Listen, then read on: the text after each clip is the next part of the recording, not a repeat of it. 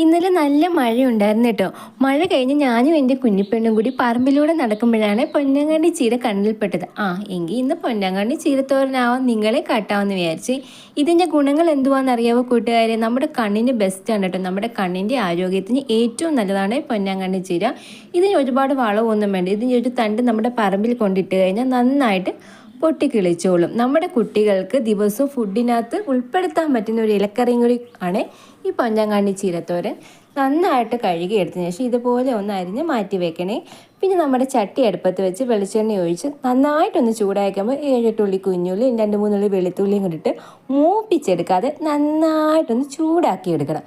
ചൂടാക്കിയെടുത്ത് കോരി മാറ്റി വെച്ചതിന് ശേഷം അല്പം തേങ്ങാ ചുരണ്ടിയതും ഒരു 3 വറ്റൽമുളക് നമ്മുടെ പറമ്പിൽ തന്നെ ഉണക്കിയെടുത്താണ് ഞാൻ എടുത്തിട്ടുള്ളത് കേട്ടോ.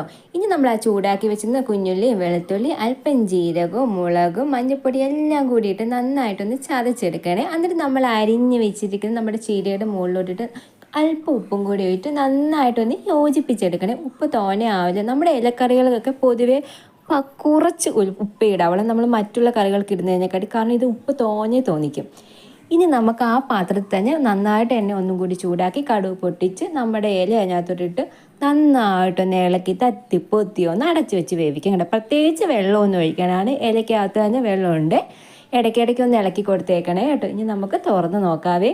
ദേ കണ്ടു നന്നായിട്ട് വെന്തിട്ടുണ്ട്. നല്ല ടേസ്റ്റ് വേണം ഈ തോരന്. ഇനി നമുക്ക് ഊണ് കഴിച്ചാലോ? ദേ അല്പം ചോറെടുത്ത് ചീരത്തോരനും അല്പം മീൻ വറുത്തതും എല്ലാം കൂടി സൂപ്പറാണ് കേട്ടോ. എല്ലാവരും എൻ്റെ ചാനൽ ഇഷ്ടപ്പെട്ടെങ്കിൽ